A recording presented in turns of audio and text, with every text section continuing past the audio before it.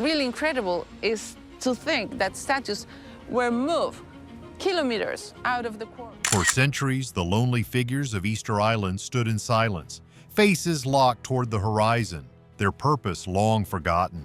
To early explorers, they were monuments of pride or warning, perhaps mere superstition carved in stone. Yet beneath the volcanic soil lies something no legend ever hinted at, an entire world sealed away. When archaeologists began to cut deeper into the island's heart, they didn't uncover relics of a fading tribe.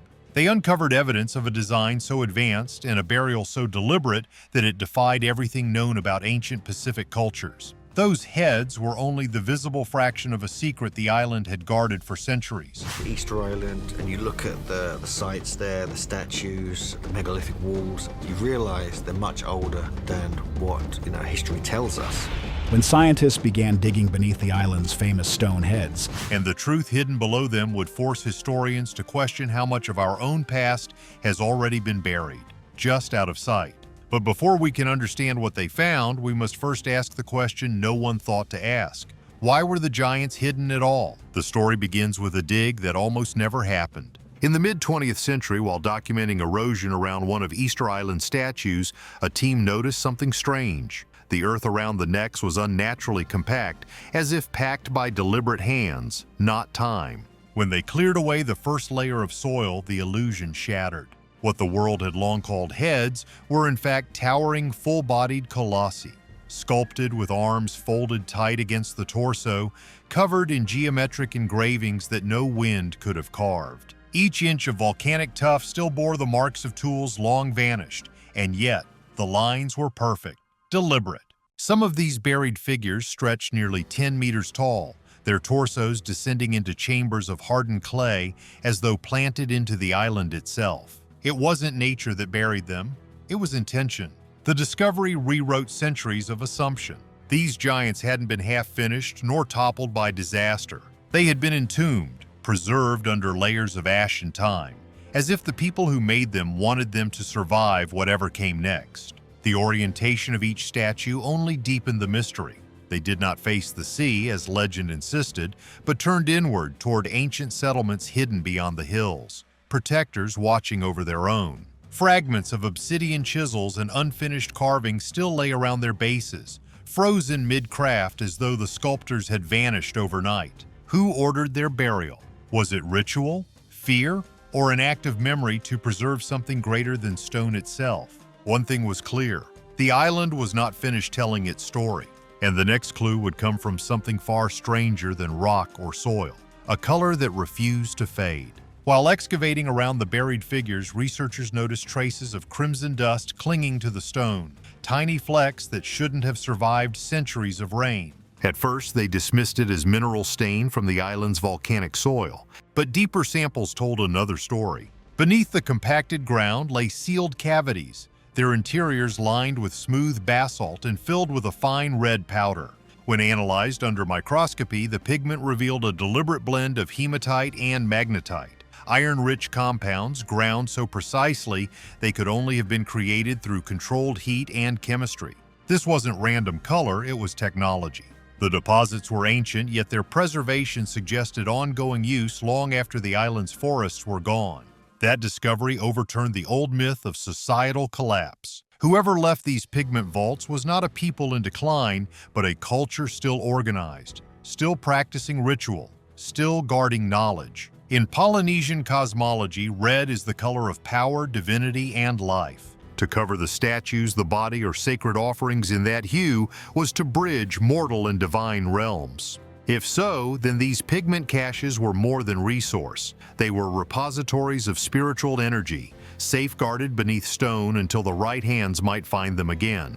The question remained, why produce so much when survival itself was fragile?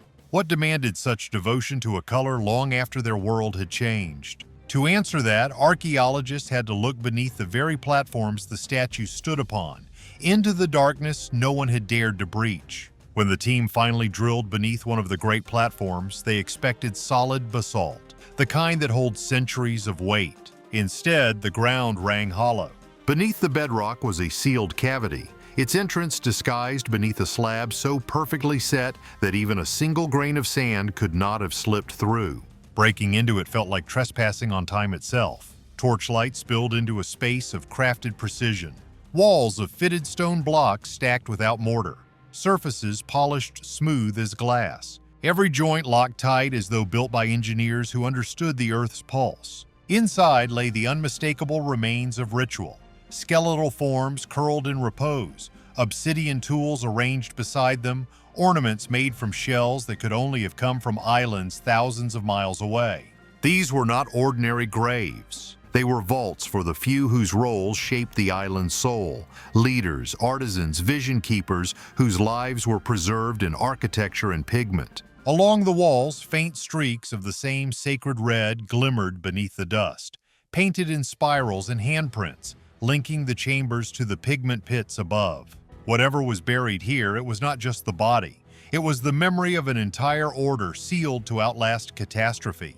Every detail whispered one truth. This was not a civilization stumbling toward collapse. It was a people preparing for endurance, designing their legacy to speak from beneath the ground when their voices were gone.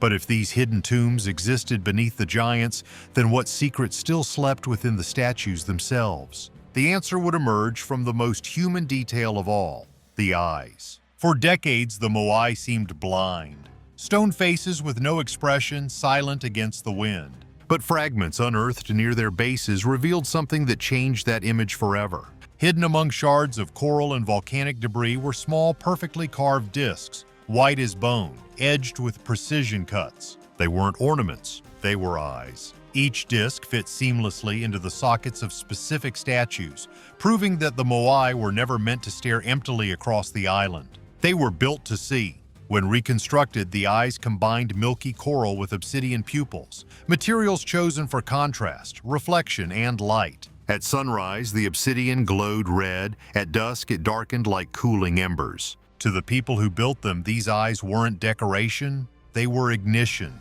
The moment the eyes were placed, the statues were believed to awaken, their gaze turning from cold stone to living guardianship. Only a select few ever received this final gift. It was a right reserved for leaders, ancestors, and protectors whose spirits would watch over the living. The alignment of each Moai with the sun and the villages below wasn't coincidence. It was choreography. They stood as sentinels of order, light, and continuity. To the modern eye, it was artistry. To those who carved them, it was resurrection, an act that gave vision to eternity. But the revelation of sight was only the beginning, because near those same statues lay another puzzle. Wooden tablets etched with symbols no one could read, the final voice of a culture whose language had almost vanished. Amid fragments of tools and pigment caches, another discovery changed the story of Easter Island from sculpture to language. In the 1860s, a missionary cataloging relics found several wooden tablets buried inside a stone enclosure. At first glance, they looked like driftwood, scarred, brittle, unremarkable. But when light struck their surface, the grain shimmered with carved figures. Birds, fish, crescents, and shapes that repeated with mathematical precision. They weren't symbols of decoration. They were sentences. Each line flowed in alternating directions. One row left to right, the next right to left, a rare technique known elsewhere only in early Mediterranean scripts. The implication was staggering. An isolated island in the middle of the Pacific had developed its own written language. Researchers named it Rongorongo. Each mark was cut with shark-tooth blades or obsidian edges, suggesting artisans who combined artistry with linguistic intent. To carve words into wood is to challenge time. To do so in a place without trees is to declare thought itself sacred. Only a handful of elders once knew how to read the tablets, and when their voices faded, so did the key. Yet linguistic patterns hint that these lines recorded genealogy, ritual, and celestial events, proof that the people of Rapa Nui tracked stars and seasons with scientific precision. Even the wood itself told a hidden story. Species long vanished from the island's surface, suggesting the tablets were centuries older than anyone imagined. This was not a culture that fell into silence. It was one that encoded its mind into symbols meant to survive the impossible. But as language turned to silence, a new belief was rising from the cliffs, a transformation so profound it rewrote the island's faith itself. Then, almost without warning, the chisels fell silent. The quarries that once rang with stone and rhythm grew still. It wasn't invasion or famine that ended the age of giants, it was transformation. Around the 15th century, the island's ritual shifted toward something new, something fierce. At the edge of a volcanic cliff called Orongo, carved petroglyphs began to appear. Human shapes with wings, faces fused with beaks, and wide eyes staring toward the sea. They told of a god born between worlds, half man, half bird, the messenger of creation. Here, a new contest defined power. Every year, champions from rival clans descended treacherous cliffs and swam through shark-filled waters to reach a distant islet where a sacred seabird nested. The first to return with its egg would crown his patron as the Birdman, a ruler chosen not by blood, but by courage and divine favor. The island's focus turned from stone to flesh, from permanence to renewal. Temples were abandoned, the last statues left unfinished, yet the spirit of order persisted. The Birdman cult was both survival strategy and rebirth, a way to restore meaning when resources had vanished and the world had grown smaller. On the walls of Orongo, hundreds of carvings overlap like layered prayers, each line a record of struggle and faith. To outsiders, they seem chaotic. To the Rapa Nui, they formed a calendar of endurance, a reminder that creation could emerge even from collapse. But this shift raised another mystery. If belief could reshape an entire civilization, what force could erase it just centuries later? The answer lay not in myth, but in the arrival of strangers who carried the world's most devastating contagion, contact. For more than a century, textbooks told a convenient story, that the people of Easter Island destroyed themselves, that greed and ignorance felled their forests, starved their land, and buried their civilization. It was a cautionary tale, man versus nature, arrogance punished by extinction. But when archaeologists began testing the soil, the bones, and the DNA, that story collapsed. What they found was order, not chaos. Agricultural terraces revealed complex irrigation systems. Seed remnants proved careful crop rotation. And the so-called collapse layers contained signs of habitation, fire pits, tools, pigments, centuries newer than once believed. The Rapa Nui had not destroyed their world, they had learned how to survive in it. The real devastation came later, carried across the ocean on wooden decks and iron hulls. By the 1800s, slave raids, epidemics, and foreign annexation erased nearly an entire people. From thousands, barely 100 remained. Yet the few who endured rebuilt from memory, relearning songs, reviving rituals, whispering their names to children who would never forget. Modern science now exposes what the legend hid. Easter Island was not a tragedy of waste, but a triumph of resilience. Ground-penetrating radar still maps chambers unseen. 3D scans still trace forgotten lines on stone, proof that knowledge sleeps rather than dies. These giants were not warnings of failure. They were testaments of endurance. They watched the world change, crumble, and return. And even now, under layers of ash and time, they still stand. Silent but unbroken, guardians of a civilization that refused to vanish. But one question remains, the same that haunts every discovery. If so much of our past was misunderstood for centuries, how many truths still lie hidden beneath our feet? Centuries of erosion may have dimmed the island's colors, but the story it tells only grows sharper with time.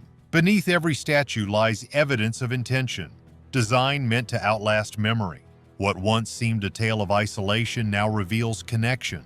Trade routes that spanned oceans, symbols that mirrored constellations, a language that tried to capture the rhythm of the sky. Easter Island was never the edge of the world. It was a mirror of it, a miniature planet where ingenuity, faith, and survival converged. Each buried monument reminds us that greatness doesn't always shout from empires, sometimes it whispers from forgotten shores. Today, scanners, drones, and satellites continue to peel back layers of volcanic earth, revealing corridors, pigments, and voices long buried. And if these discoveries are only the first layer, what still sleeps beneath the rest of our world, under deserts, glaciers, or seas, waiting to rewrite history again?